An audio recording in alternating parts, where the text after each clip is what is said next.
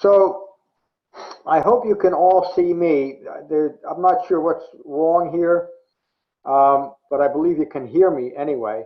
The only people I can see, Michael and Julia, are on full screen, but I know there's at least 3 other folks online.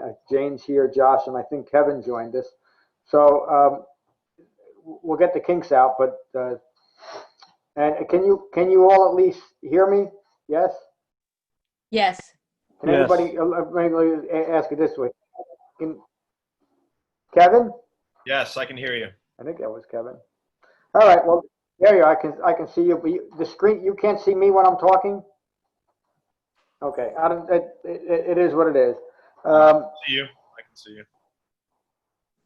You can? Okay, I can't, I'm not coming up on the screen again. I don't know what's wrong. And I'm also using a hotspot tonight. We'll have Wi-Fi back here in the center by the end of the week, so that's always a little bit iffy how that works anyway. So we'll have a class.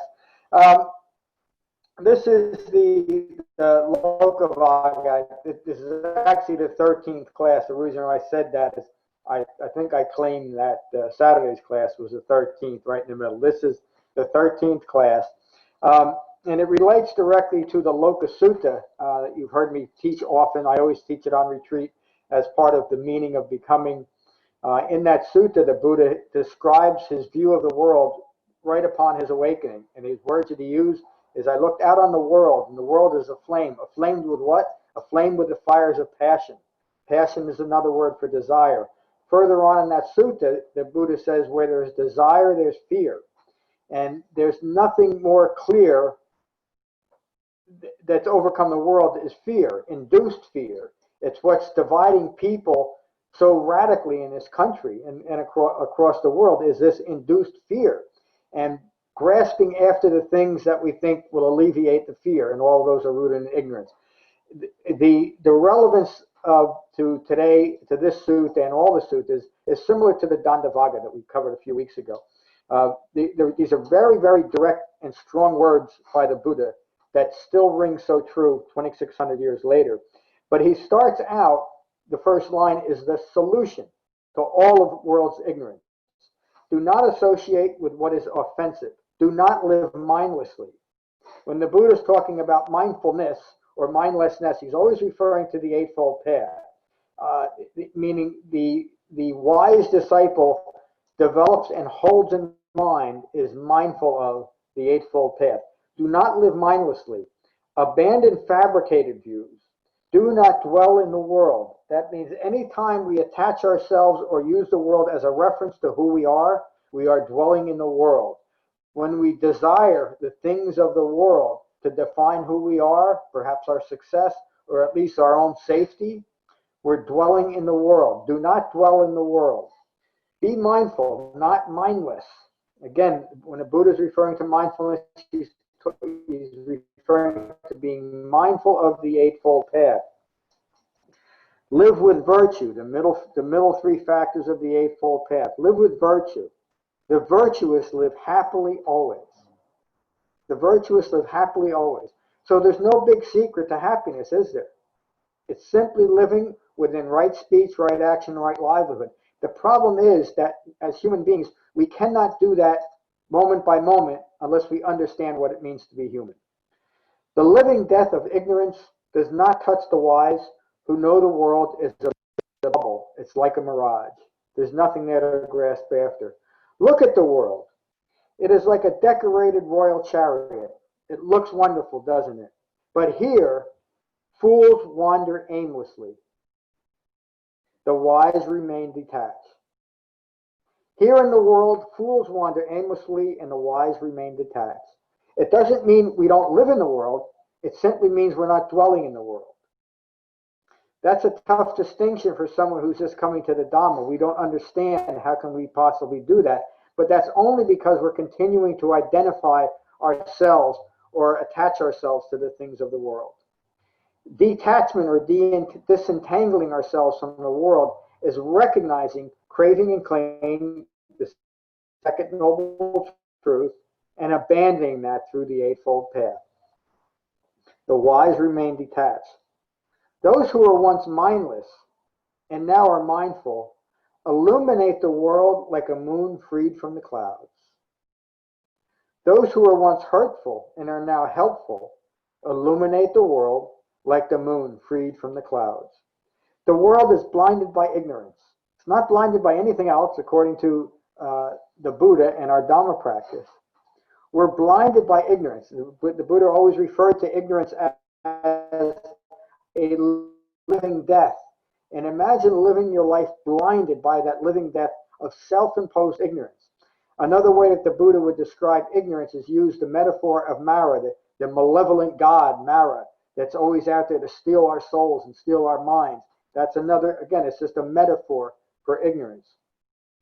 Like birds escaping a net, very few have true insight, true vipassana. We went through that last summer, that long class, and our retreat coming up is on vipassana. Like birds escaping a net, very few have true insight and develop nibbana, develop awakening. Very few. Now think about this too. During the Buddha's time, he's making that declaration. Even with a Buddha teaching the Dhamma,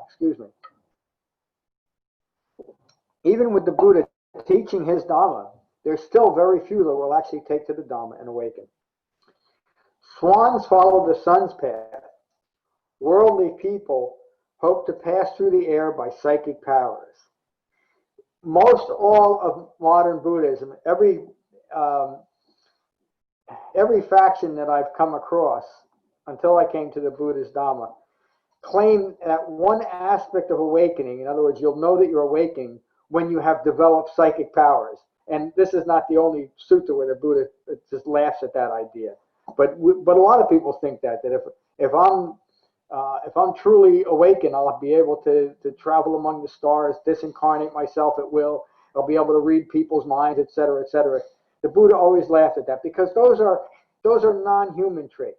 They're irrelevant, even if it's somehow possible to develop it. Imagine if I was the one person in the world that was clairvoyant, could disincarnate at will, and all the rest of it. What good would that do me in developing my own understanding? It would only separate me further from other human beings, wouldn't it? But of course, they're not possible anyway for human beings. It's only by trickery, meaning self-trickery, that we develop these things. The wise overcome Mara and the world. Again, Mara is metaphor for ignorance. The wise overcome Mara and the world. The liar who has violated this one law is scorned forever. There is no evil they would do. Minors are bound to the world. Fools scoff at generosity. When the Buddha is talking about, he always said that generosity relates to sharing the Dhamma. And of course, it's not diminishing the need for generosity and giving somebody a bowl of food if they need it. But in the Dhamma, the most generous thing we can do is to be generous with the Dhamma. The fools scoff at such generosity. The wise share the Dhamma freely. This alone brings lasting happiness. Better than being sovereign over the entire world, better than being sovereign over the earth and the heavens is the completion of the Eightfold Path. That's tonight's talk. Listen, Kevin, since you're on screen, what do you have to say for yourself tonight? Nice to be here with everybody. I'll take noble silence. Thank you. I'm glad you're here. Jane, how are you tonight? I'm fine. Nice to be with everybody. When I read this, what I was thinking is that I don't really live in the world. I mean, I live in my home base is my mind body, and I just interact with the world. And when I follow the Eightfold Path, I'm interacting with the world in a skillful way. So I don't know. It makes sense to me. That's it. Yeah, that's the Dhamma. Who is speaking? That was Jane. Oh, okay. Josh, how are you? Oh, I know it was Seamus. I thought I heard somebody speak in the background. Thank you, Jane. I'm glad you joined us tonight. Hi, Josh, John. how are you tonight? Good, John. Hi, everybody. There you are. I too am just going to listen tonight. Thank you. I'm glad you're here. I think that's everyone that's online. Let me just check. Oh, yeah, Michael and Julia. Sorry about that. Hello, Michael. Hello, Julia. Hello, John. Hi, everybody. How are you both? We're doing all right. We're doing okay. I just, I think it's really important to, I try to look at things this way. I try to recognize what is the not self, anatta. And if I can recognize what is the not self, then I know that this is not something I should be concerning myself with, because it's not going to lead me anywhere but to further suffering and despair, so to say. So I'm trying to practice that and to be, cognizant of when it occurs. And I find when I am, it actually enables me to disentangle from the world, and it creates space in the mind. And my mind is less cluttered, and I can actually see clearer and discern, our reality a little better. That's all I got. Thank you, Michael. Hello, Julia. That was pretty good. Hi, John. I wrote something down, How are but you? I'm good. I'm good today. How is everybody? I wrote. All good. I like the line that says that the living death of ignorance does not touch the wise who know the world is a bubble like a mirage. The living death of ignorance is the constant cycle of death and rebirth into the into continual ignorance, and into continuation of this process of birth, rebirth, death, rebirth, constant independent origination. When we ignore with the wisdom of the Four Noble Truths, we dwell in that state of death, and the world is a bubble, and like a mirage, it is an illusion and impermanent. And so that's what we have to come to recognize, that our own ignorance, and confront that. The other thing I really liked was, I like that the line, and I think that you probably, that was probably your interpretation in there, but I like the line that says the importance of wise associations, particularly and conceptually, the wise associations, because usually we think of wise associations, well, they're people outside of ourselves, but it's also within our mind, our own right speech. Yep. We need to maintain right speech and not and guard ourselves from wrong speech. And so those are the wise associations within us that we have to guard against, to make sure that we are following the Eightfold Path. That's all that's what I got from that sutta. I mean, the reading. Thank you, John. I don't know. Thank you, Julie, for that great insight. The wise associations is a constant underlying theme throughout the Buddha's Dhamma, and in a very practical way, what we associate ourselves with, we will become. And so it's both practical, physical associations, such as the people we hang with, and as far as Dhamma practice, we associate ourselves with other Dhamma practitioners as far as our Dhamma practice. When we start associating ourselves as part of our Dhamma practice with those that aren't practicing the Dhamma, that's a foolish association. And of course, it doesn't mean we shouldn't talk to other people or even associate with other people, but as far as Dhamma practice, we associate with a well-focused, well-informed Sangha. And then at a much more subtle level that you were speaking of, Julia, it's what we associate to within our thoughts that ultimately defines our life experience. And so when we associate with the wisdom of the heartwood of the Dhamma, we'll develop awakening and be able to maintain it. If we associate ourselves and identify through that association with anything else, things of the world, then we are entangled of the world. We are now dwelling in the world. And you described it beautifully, Julia. Thank you. I'm glad you both joined tonight. Thank you, John. Thanks, John. Good evening, David.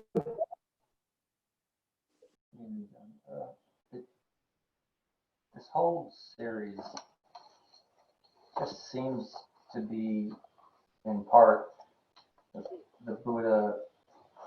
talking to teachers and the Sangha about what is Dhamma, and to remind them to not stray off, have bad associations, and to accommodate and to embellish and to change. And he says it over and over again. You see that, I don't know if it's frustration or he's trying to really get the point across, and maybe within the Sangha at that time, you can see members not staying on the direct path. So it just seems over and over again reminders about, having an appropriate practice that's tied directly to the heart. It's beautifully said, David. I'm sure that's what it is too. That the Buddha was he always taught situationally, whatever was arising, what he saw. And so again, even during the Buddha's time within his own Sangha, he saw people trying to incorporate other things, much as what's happened here happened much more frequently way back. There it is, almost lost it.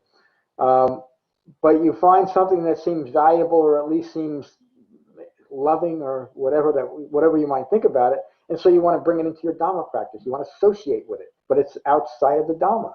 And the Buddha consistently warned repetitively over and over again, be mindful of your associations, be mindful of it. Took a while for that to really get through to me, and how I was continually confused and frustrated, but I couldn't see it because I was associating with the dharmas and the people that were confusing and frustrating to me. But because I also wanted to be approved of them, and many of them I really liked them as human beings, I did not want to face the fact that was something that would ultimately be my downfall as far as Dhamma practice was concerned. Wise association is a key to the Dhamma. Thank you, David. Hello, Tim. Hello, everybody. I really liked what everybody was saying, and also to touch upon what Michael and Julia were getting at.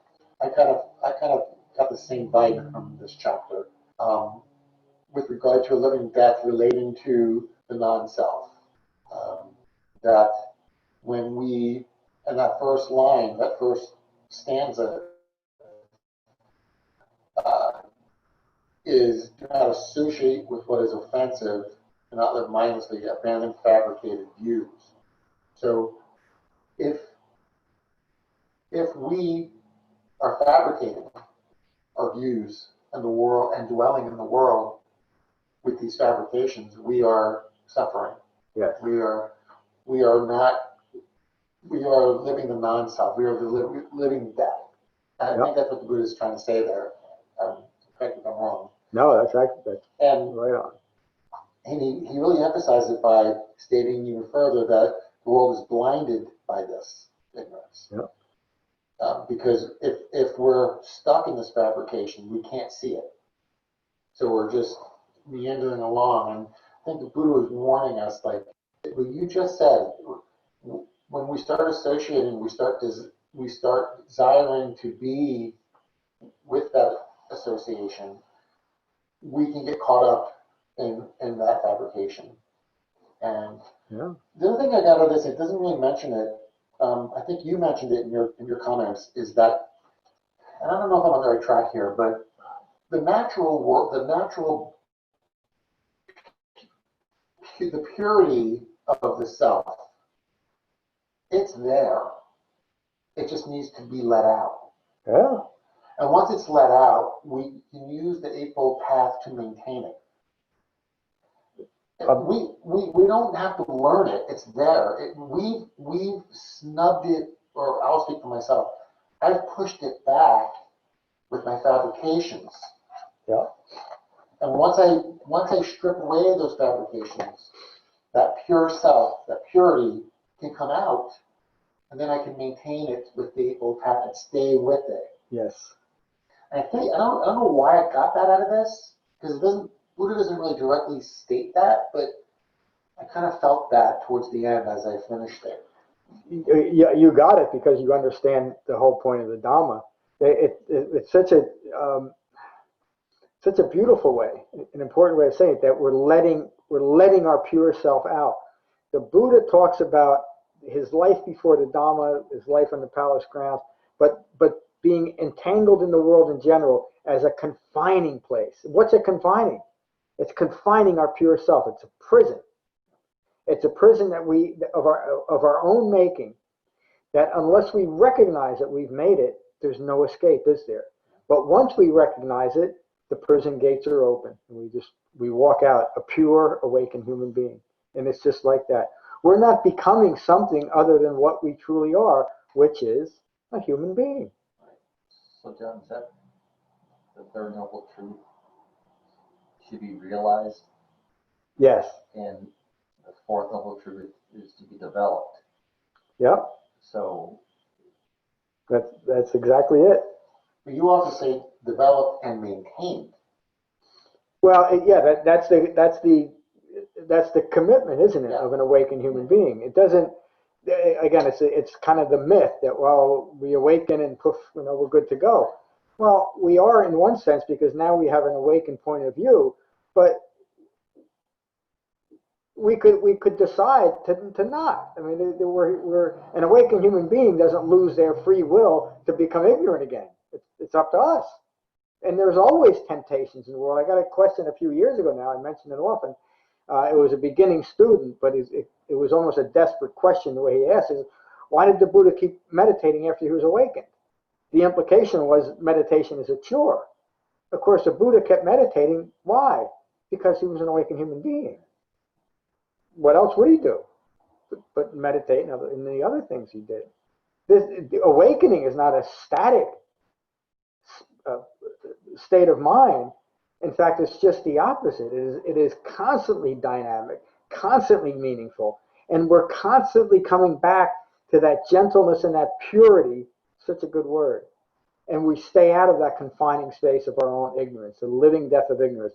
The Buddha would consistently refer to that, refer to the effects of ignorance as like a living death. And when you think about that, when I'm ignorant of what it truly means to be a human being, I can't live as a human being, can I? I'm living that fabricated self, that self that can only dwell in the fantasy of the world that I created myself. Of course, it's reaffirmed by everyone else. Or I can take to the Dhamma and see things clearly. What's the difference? The difference is that I'm now living with a calm and peaceful mind no matter what occurs. And so now, as an awakened human being, I can look out on the world and I can see the world as aflame with what? Aflame with the fires of passion. But it no longer affects me. I just see it as it is. Just like what's going on today, isn't it? Just like we discussed when we had breakfast the other day on Saturday. We recognize the things of the world. We recognize clearly the effects of ignorance on the world, but it doesn't affect us. But of course, it doesn't mean we're immune to it. That's not what that would imply that we are somehow completely devoid of any worldly life. We just don't take it personally. And it's such a simple and subtle thing. There's nothing personal with Dhammapada Sutta.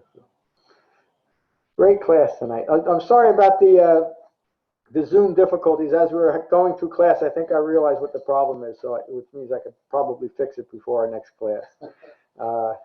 Maybe. We'll see.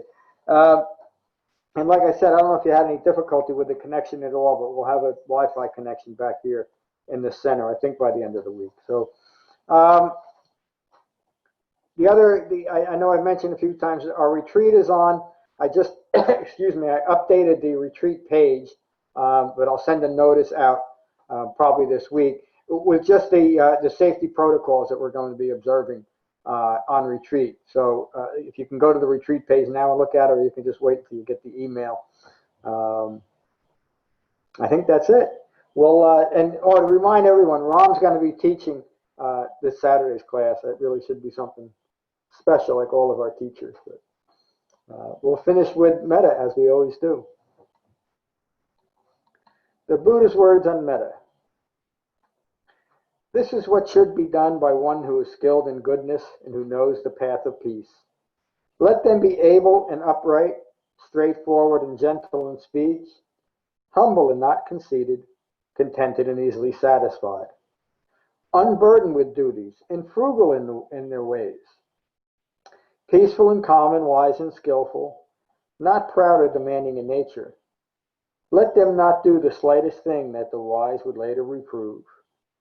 Wishing, in gladness and in safety, may all beings be at ease. Whatever living beings there may be, whether they are weak or strong, omitting none, the great or the mighty, medium, short, or small, the seen and the unseen, those living near and far away, those born and to be born, may all beings be at ease. Let none deceive another or despise any being in any state. Let none through anger or ill will wish harm upon another. Even as a mother protects with her life her child, her only child, so with a boundless heart should one cherish all living beings. Radiating kindness over the entire world, spreading upwards to the skies and downwards to the depths, outwards and unbounded, freed from hatred and ill will. Whether standing or walking, seated or lying down, free from drowsiness, one should sustain this recollection. This is said to be the sublime abiding. By not holding to fixed views, the pure-hearted one, having clarity of vision, being freed from all sense desires, is not born again into this world. Thank you all for a wonderful class tonight. Peace. Thank you, John. See you all. Feel better, Mike. Thank you. Bye. Thank you, Hey, everybody. John. Thank you. Thank you, John. Thank you, Jane. Yeah. Welcome. Good night, guys. See you, Michael. Feel better. Thank you. Thank you. John, See you soon. it's Kevin. John, can you hear me? Yes, Kevin. Larry was asking about the Yep. retreat. Yeah, I got an email from him yesterday, and I got back to him today, so he's coming. Okay, good. Yeah, I talked to him today. Very good. Very good. All right. Yeah. So we talked about that a little bit. So give me let's get together when you can. I hope I can see you Saturday. I know you might have to work, but whatever you can do. Yes, looking forward to it. I'll see you All soon. right. All right, my friend. Have a good night.